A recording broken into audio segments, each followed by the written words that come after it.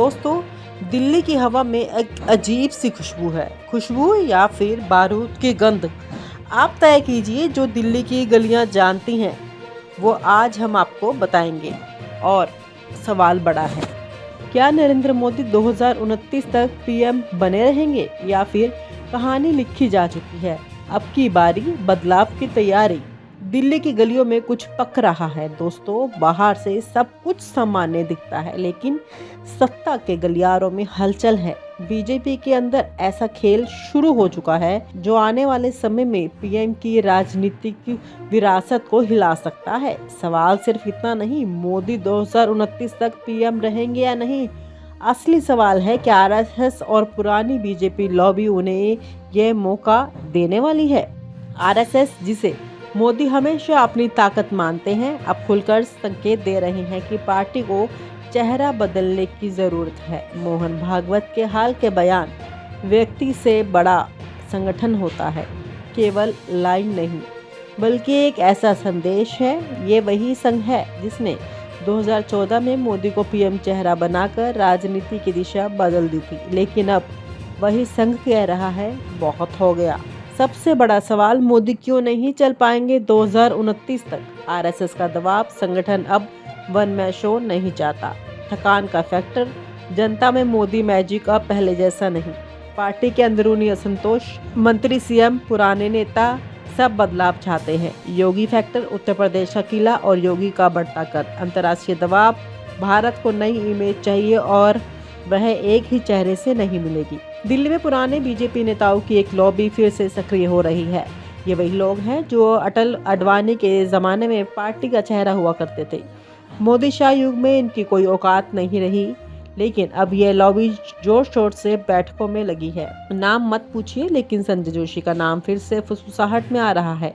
RSS का पुराना चहेता, जिसे मोदी ने सालों पहले साइडलाइन कर दिया था, अब उनके लिए रास्ते बनाए जा रहे हैं। और हाँ, इस खेल का सबसे बड़ा चेहरा कौन है? योगी आदित्यनाथ। हाँ, वही यूपी के महाराज जी।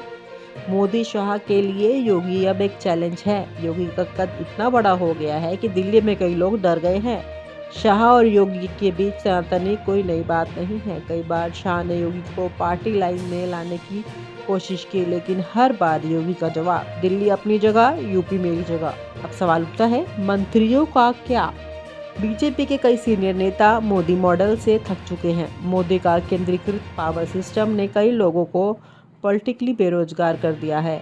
अंदर खाने ये नेता अब आरएसएस से जुड़ रहे हैं और संदेश दे रहे हैं, भाई अब बदलाव का टाइम है।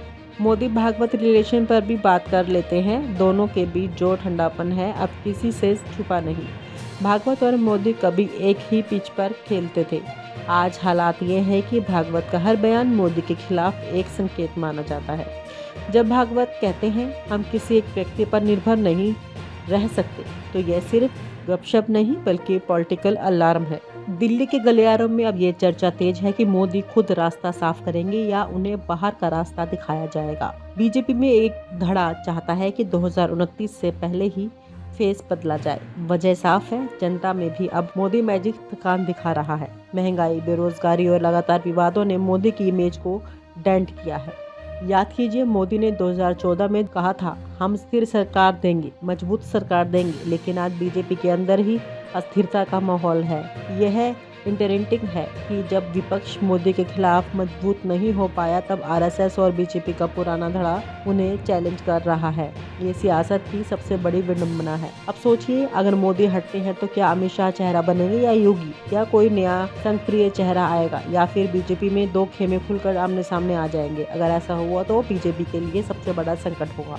ये लड़ाई सिर्फ पावर की नहीं बल्कि भविष्य की दिशा तय करने वाली है। दोस्तों, आने वाले समय में बहुत कुछ बदलने वाला है। आरएसएस अपने हिसाब से चाल चल रहा है, मोदी अपनी गोटी बजाने में लगे हैं, योगी अपनी ताकत बढ़ा रहे हैं, पुराने नेता वापसी की तैयारी करने हैं। तो क्या 2029 तक नरेंद्र मोदी प्रधानमंत्री बने रहेंगे या फिर इतिहास पलटेगा? दिल्ली की हवा बता रही है कुछ बड़ा होने वाला है। देखते रहिए, ये कहानी अभी खत्म नहीं हुई। नमस्कार दोस्तों, आज हम बात करेंगे भारतीय राजनीति के उस बड़े सस्पेंस पर जिसने दिल्ली से लेकर नागपुर तक हलचल मचा रखी है। बीजेपी अध्यक्ष पद की घोषणा को लेकर पिछले कई महीनों से जो खींचतान चल रही है, वह अब खुलकर सामने आने लगी है। सवाल ये नहीं है कि नया अध्यक्ष कौन होगा, सवाल ये है कि आखिर इतना लंबा इंतजार क्यों बीजेपी बार बार नाम की घोषणा टाल रही है। और सबसे बड़ा सवाल, क्या ये देरी सिर्फ एक नाम की वजह से है? जी हाँ, उस नाम का जिस पर आरएसएस अड़ी हुई है और जिसे मोदी शाह की जोड़ी आज भी स्वीकारने को तैयार नहीं। वो नाम है संजय जोशी। महीनों से लटका फैसला। बीजेपी के लिए ये कोई असाधारण समय नहीं है। लोकसभा चुनाव के बाद से पार्टी में बड़े बदलाव की बातें हो रही थी। जेपी नड्डा का कार्यकाल खत्म हुआ, फिर उसका एक्सटेंशन हुआ, फिर कहा गया कि नया अध्यक्ष जल्द आएगा। लेकिन महीने बीत गए और हर बार कोई ना कोई बहाना। कभी कहा गया कि राज्य चुनावों की वजह से रोकना पड़ा, कभी किसी अन्य वजह से। लेकिन अंदर ही अंदर कहानी कुछ और है। पार्टी सूत्रों के मुताबिक यह देरी किसी कैलेंडर की मजबूरी नहीं, यह है आरएसएस और बीजेपी की अंदरूनी खींचतान। आरएसएस का स्पष्ट संदेश है, संगठन में संतुलन चाहिए और वह संतुलन तभी आएगा जब मोदी शाह के बढ़ते वर्चस्व के बीच आरएसएस के पसंद के चेहरे को जगह मिले। और इस बार आरएसएस का जो नाम सामने है वह है संजय जोशी। संजय जोशी, इंतजार और उम्मीद का सफर। संजय जोशी, यह नाम कोई नया नहीं है। एक समय बीजेपी के संगठन का सबसे मजबूत चेहरा, गुजरात में नरेंद्र मोदी के साथ मिलकर पार्टी की जड़ें जमाने वाला शख्स। लेकिन आज वही संजय जोशी एक कोने में चुपचाप इंतजार कर रहे हैं, महीनों से, सालों से, इस उम्मीद में कि आरएसएस का भरोसा, उनके पुराने रिश्ते और उनकी संगठनात्मक ताकत उन्हें फिर से राजनीति में सक्रिय कर देगी। आरएसएस भी इस बार पूरी तरह उनके पीछे खड़ी है। मोहन भागवत से लेकर संघ के कई सीनियर नेता ये मानते हैं कि पार्टी को एक बार फिर संगठनात्मक संतुलन देने का समय आया है और इसके लिए संजय जोशी से बेहतर कोई नाम नहीं। मोदी शाह की असहमति, टकराव की जड़। लेकिन यही बात नरेंद्र मोदी और अमित शाह को स्वीकार नहीं है। वजह ये कि सिर्फ विचारधारा का अंतर नहीं है, बल्कि पुराने विवाद और व्यक्तिगत समीकरण। ये कहानी 2 दशक पुरानी है। जब गुजरात में बीजेपी उभर रही थी तब मोदी और जोशी दोनों अहम पदों पर थे। लेकिन समय के साथ इन दोनों नेताओं के बीच तनाव बढ़ा। 2005 में जब सेक्स सीडी स्कैंडल का मामला सामने आया तब माना गया कि मोदी की चुप्पी और राजनीतिक चालों ने संजय जोशी के लिए रास्ता मुश्किल बना दिया है। बाद में 2012 की राष्ट्रीय कार्यकारिणी बैठक में मोदी ने साफ कह दिया था कि अगर जोशी मौजूद रहेंगे तो वह मीटिंग में नहीं आएंगे। उस वक्त पार्टी ने मोदी को मनाने के लिए जोशी को हटाने का फैसला लिया और तब से संजय जोशी संगठन से दूर हो गए। आरएसएस ने उस समय की नाराजगी जताई थी, लेकिन तब पार्टी ने मोदी के बढ़ते कद को देखते हुए मामला दबा दिया। आज का हाल वही, जंग नया मैदान।